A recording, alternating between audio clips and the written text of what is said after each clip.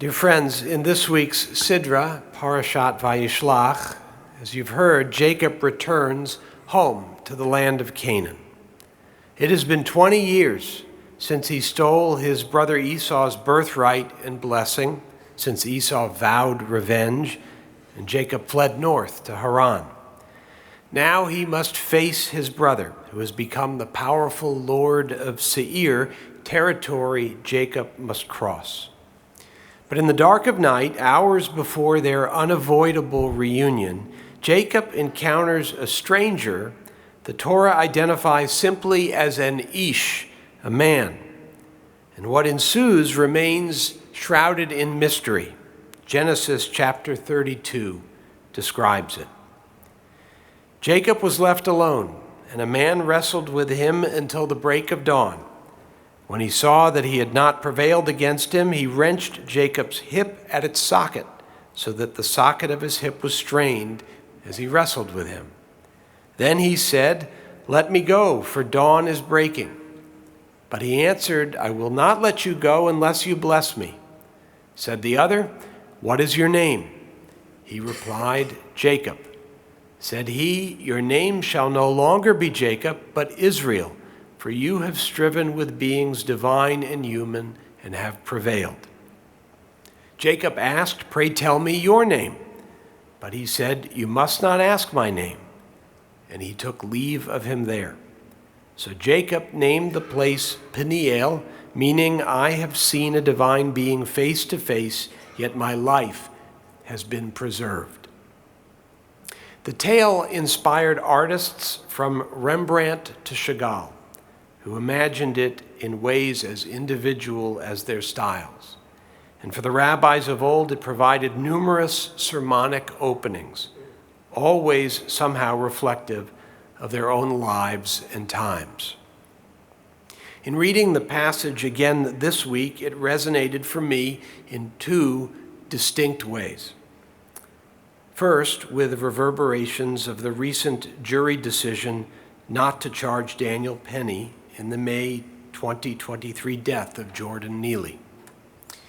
Seeing so many images on the news lately of the architecture student wrestling the homeless man with a criminal record who had struggled with mental illness into submission, I could not help thinking of that tragic encounter as I reread Jacob's own.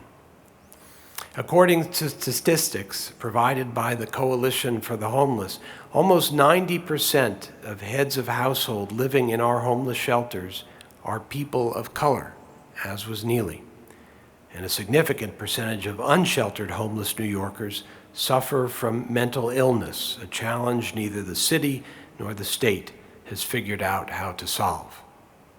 But houses of worship, synagogues, churches, mosques, we can at least be the conveners of a dialogue that keeps these disparities and tragic realities elevated in the public's consciousness so they're not forgotten. Because when we come face to face with the other, people or communities we don't otherwise know, we recognize our common humanity. And more. According to the text, the mysterious being Jacob met was an ish, a man. But when Jacob had him in his grasp, he saw something else. "I have seen a divine being face to face," he said. As people of faith, we share a belief that the same divine spark burns in every human being, black or white, housed or homeless, broken or whole. That is our message to share. And it is a message at the core of the organization tonight's honored guest leads. And so the second resonance of the parashah. Founded in 1988, Rabbis for Human Rights is dedicated to promoting and protecting human rights in Israel and the Palestinian territories. Comprising rabbis and rabbinic students from diverse Jewish denominations, Reform to Orthodox, RHR is driven by the Jewish values of justice, dignity, and equality as it works to advocate for the rights of asylum seekers, migrant workers, and other marginalized populations in Israel, provide humanitarian aid to endangered communities, promote dialogue and cooperation among different religious and ethnic groups, and safeguard the rights and protect the lives of Palestinian communities in the West Bank from horrific settler violence. The organization is an extraordinary one with which I have been proud to work over the years, and its director is extraordinary too. Rabbi Avi Dabush was born in Ashkelon to a religious Mizrahi family and attended Zionist religious schools in the B'nai Akiva youth movement. In his early 20s, he founded and headed a school for children with autism. Over the last 2 decades, he's been involved with and has led several social organizations and movements, including the Negev Council and the Movement of the Peripheries, and was one of the organizers of the Equality Marches of 2016 and 2022. Avi was recently ordained by the Beit Midrash for Israeli rabbis of the Shalom Hartman Institute. He holds a master's in organizational sociology from Ben-Gurion University of the Negev and is a graduate of the Heschel Institute's Sustainability Leadership Fellowship Program. He's the author of the book, The Periphery Rebellion, and a regular op-ed contributor for the newspapers Haaretz and Israel Hayom. Avi was awarded the New Israel Fund UK's Human Rights Prize in 2021 and the Sammy Michael Award for Equality and Social Justice in 2024. For 16 years, he has lived with his family in the Gaza envelope. He survived the tragedy of October 7th and is still displaced from his home at Kibbutz Nirim. He has a powerful story to tell as one who has suffered through truly the darkest of days, but still insists on finding the light. Please welcome Rabbi Avi Dabush.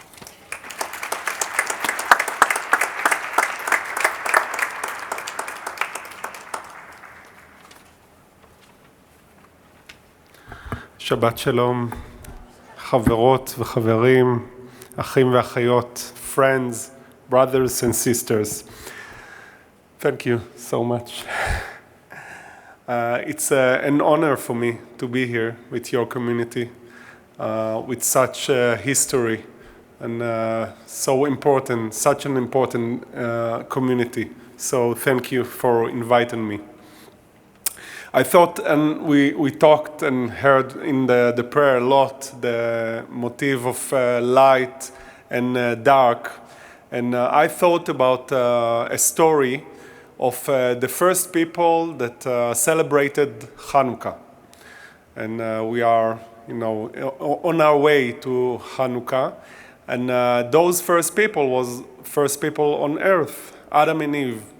And the Talmud says that when they got out of Eden and they got into our life, with the natural rules, they had their first winter. So when the winter was coming, the days becoming shorter and shorter, and the light is vanishing, and the darkness is prevailing and getting more and more longer.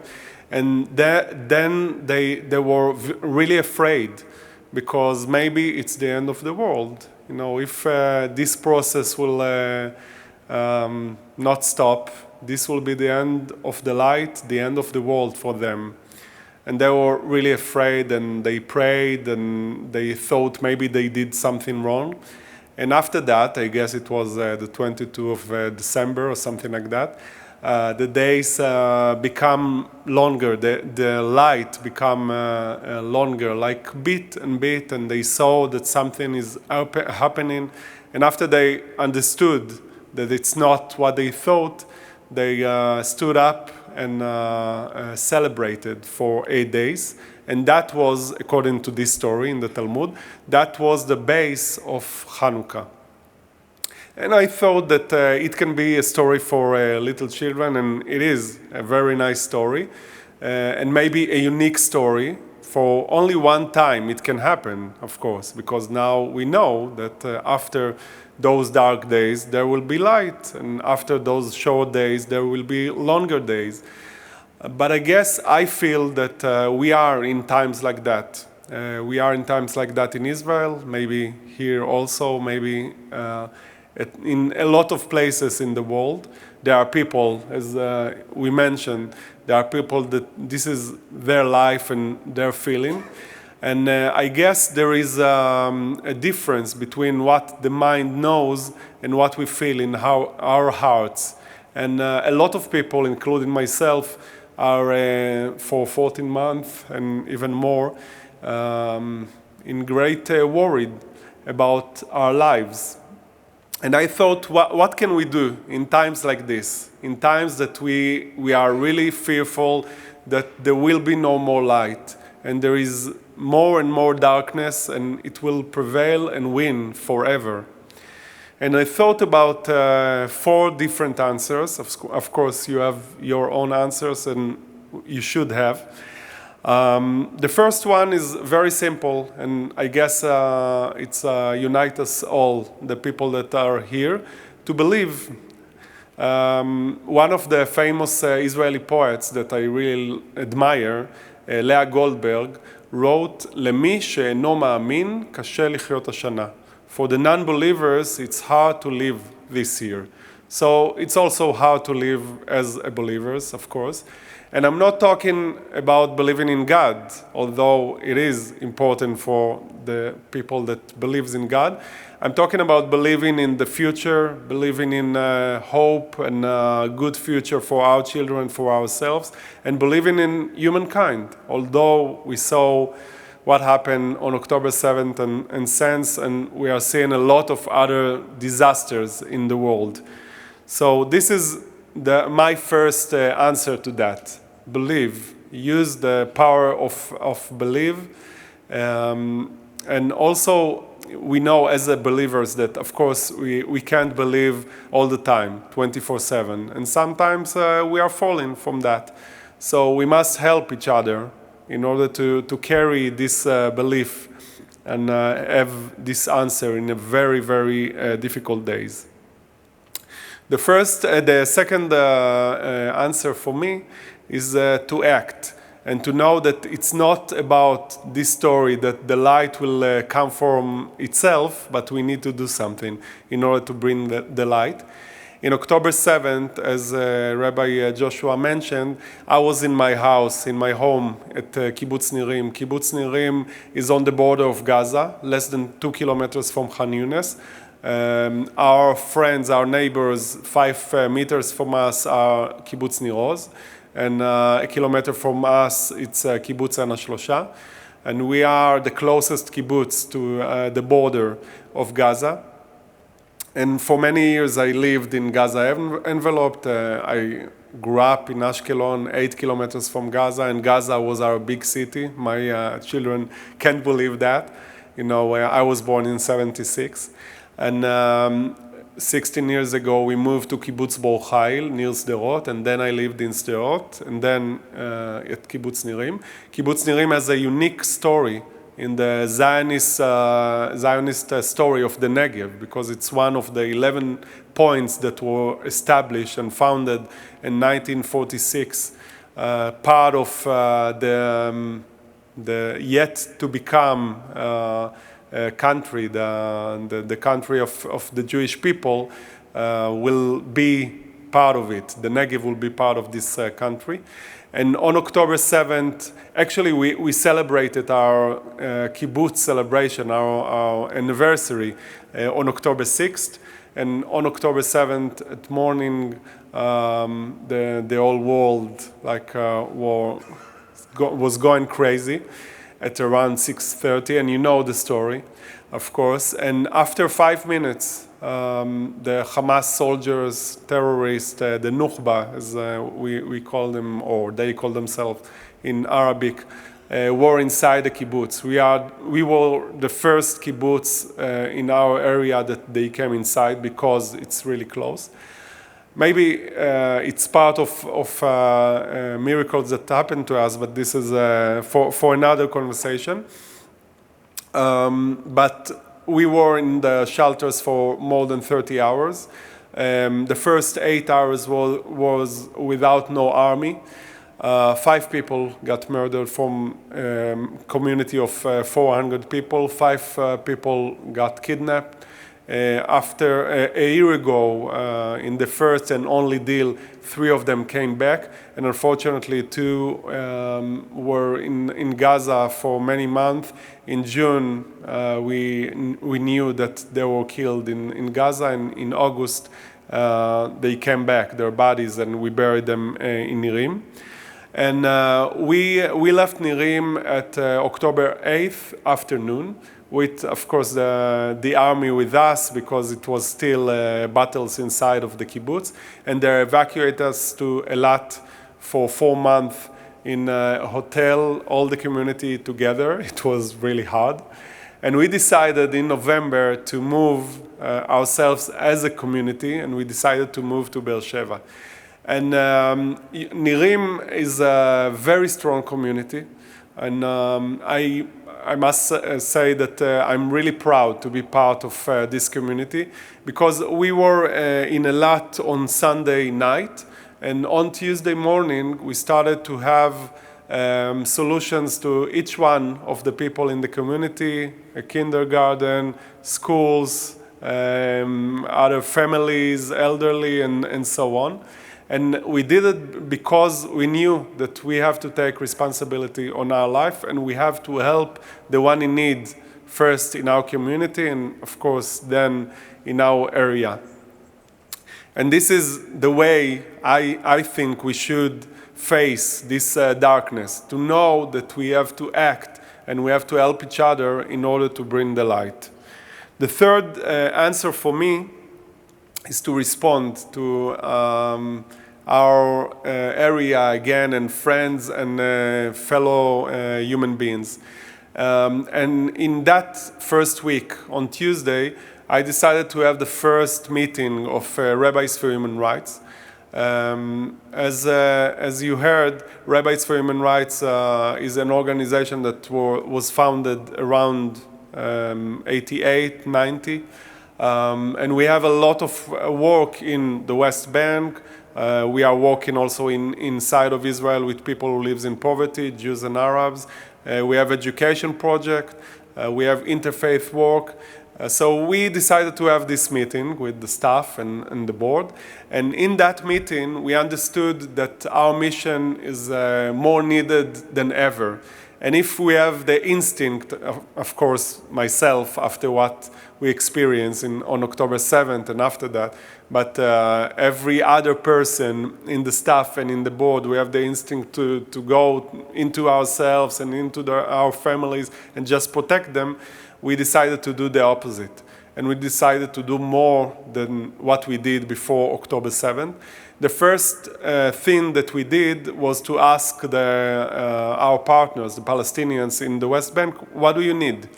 And they told us, usually we need protective presence, we need you to go with us as farmers to the olive harvest, or as shepherds to the fields, or the communities that are in danger, just be with us and help us. But now we need very basic help, like medical aid and food.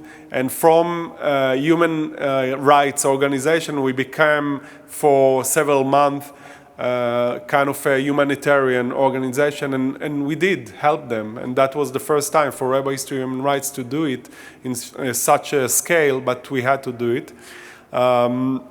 We asked our partners, like the people who live in poverty, what do you need? And they said that after October 7th, they lost their jobs, they have difficulties with public housing, difficulties with the electricity, cutting electricity, and so on.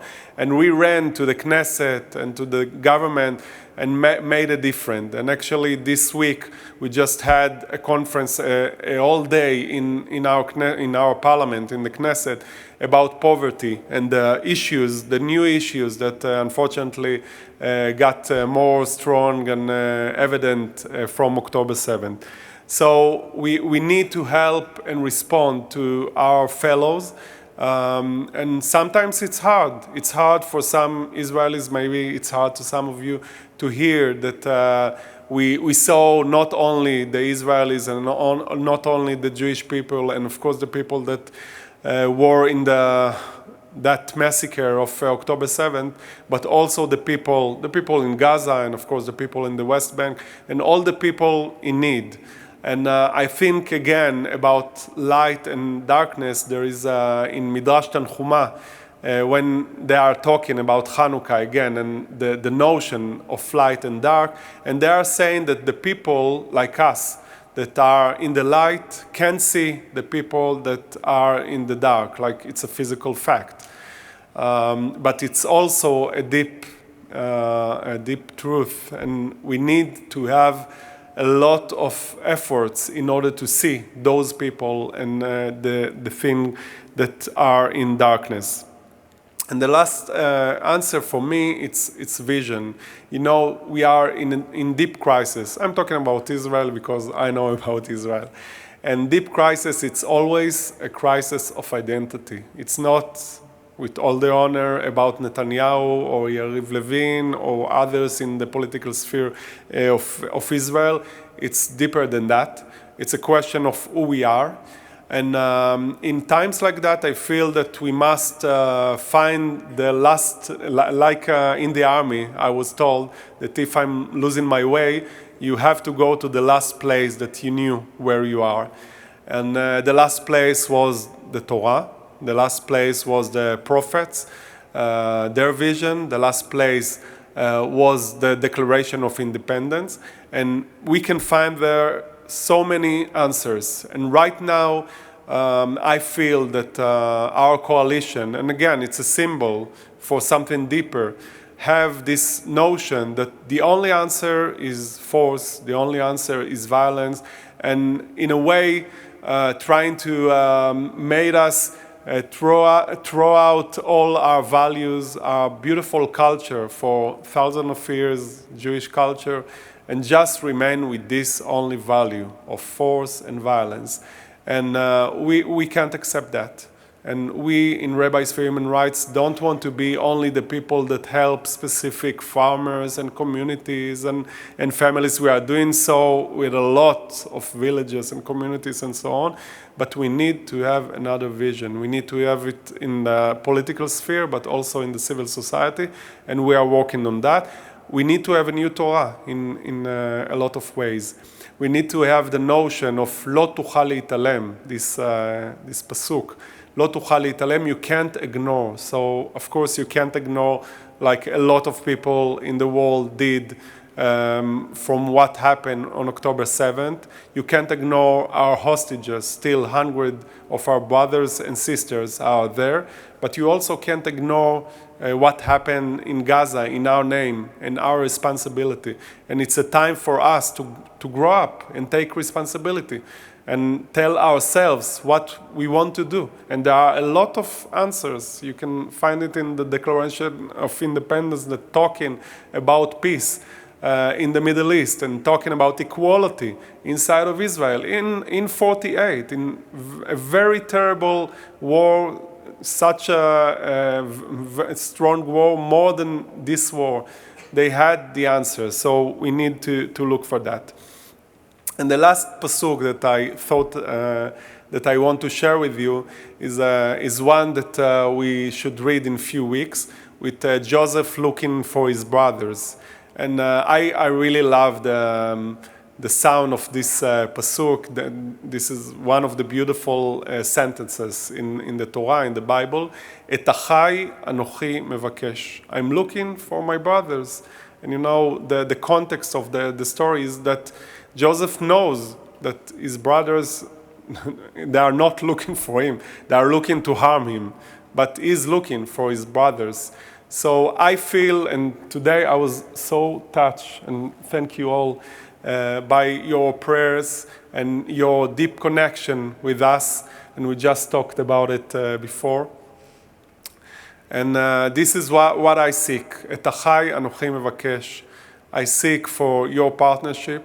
I seek for you to continue to pray for us, to continue to come to Israel and be with us. And of course, we are trying to be as much as we can with you. Today I was in Columbia University and I asked the students, what is going on? How can we help? So it was funny for them, but it is a real truth that we are connected and we are brothers and sisters. So thank you again and Shabbat Shalom.